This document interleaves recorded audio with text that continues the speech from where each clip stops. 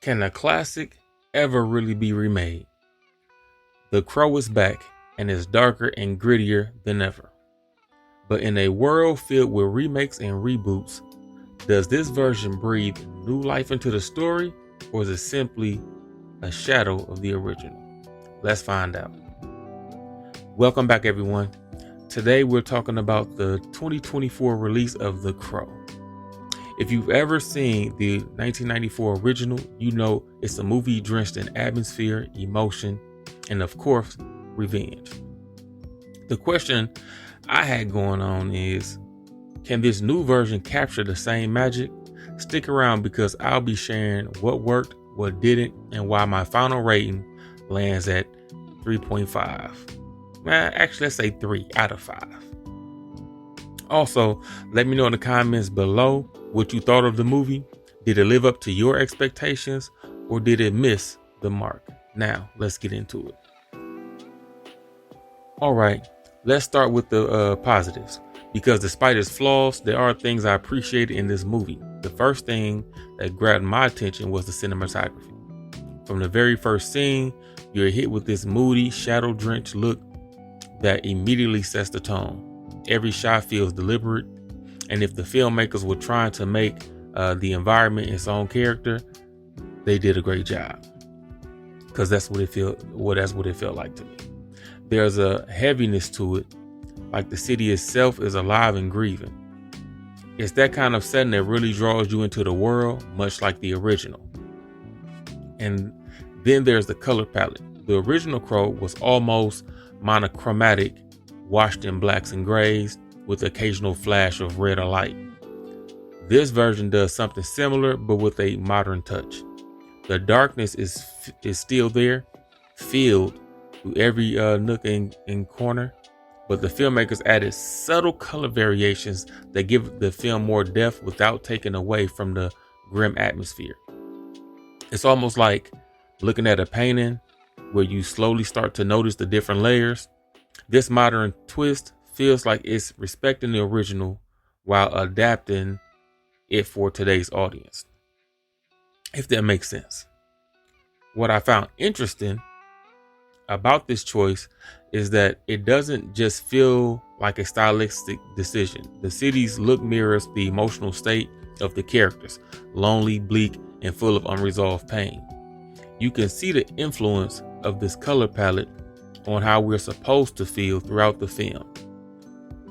And in a movie like this, atmosphere matters just as much as the plot.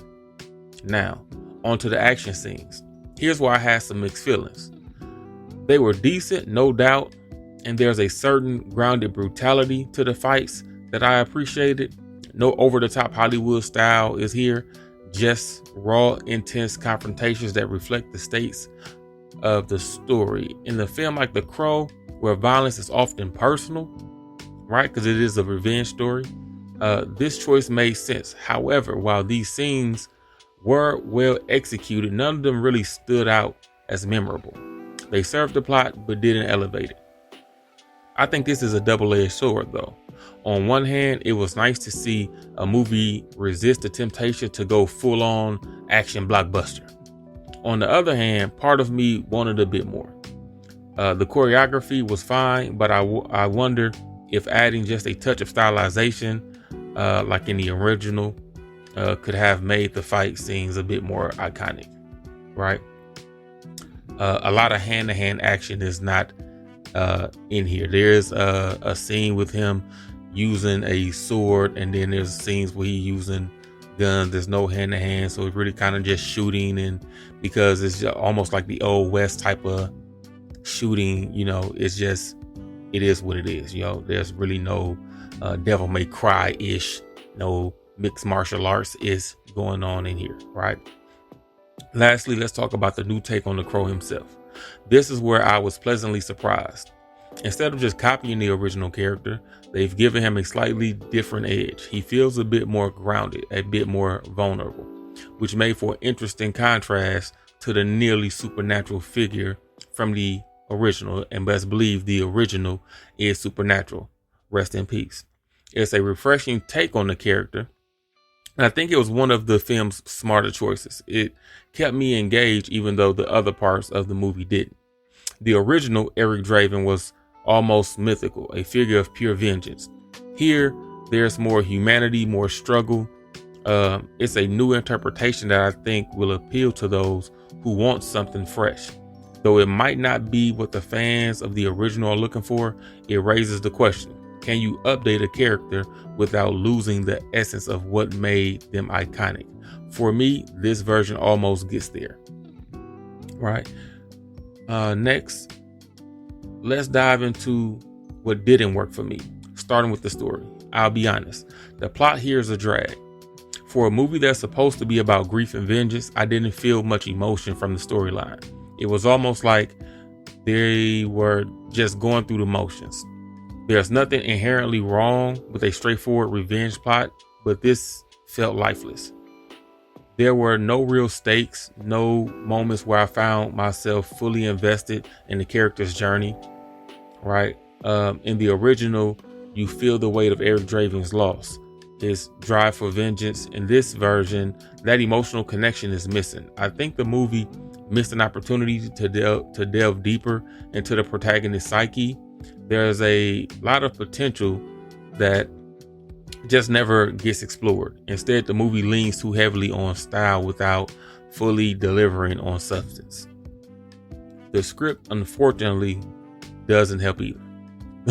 The dialogue between characters is often stiff and unnatural. Characters speak, but they rarely say anything of real meaning. It's as if the writers were afraid to let moments breathe, to let the characters just feel. And when you don't believe in the relationships or the emotions behind them, it's hard to care about what happens next. One of the most glaring issues is the rushed love interest.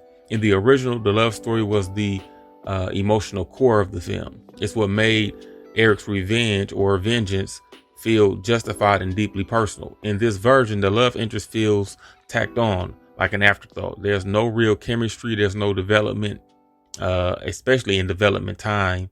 It's like the movie knew it needed to include a love story, but it didn't put the effort in to make it meaningful. Finally, the biggest disappointment: the movie simply doesn't live up to the original. Now, I know it's tough to compare any remake to a cult classic, and best believe there's a lot of people that believe that it is a cult classic, or just a classic. But The Crow 2024 feels like it's missing the soul that made the 1994 version special. It's stylish, sure, but without the emotional depth or character development, it's just not as impactful. What makes The Crow such an enduring story is the balance between style and substance. The original was dark and moody, but it had heart. It made you feel for the characters. This remake, while visually impressive, doesn't, and again, there's not like a lot of visual animation and things of that nature, but just the looks of it is very enticing, right? It doesn't have the same emotional care. It's a reminder that sometimes no amount of polish can replace a strong script and well-developed character or characters. So The Crow 2021, is it worth watching? I say yes, but with some reservations. It's visually striking and the updated take on the character is interesting, but with a lifeless story, rushed romance, and clunky dialogue. It doesn't quite hit the mark, but I'll let you decide. My final rating is a solid 3 out of 5. It's not a bad movie by any means, but it doesn't hold a candle to the original, right? With that said, thanks for watching. If you've seen The Crow, let me know your thoughts in the comments below. Did it work for you or did it fall flat? And as always, don't forget to like, subscribe, and hit that notification bell. I'll see you in the next review. Later. Peace.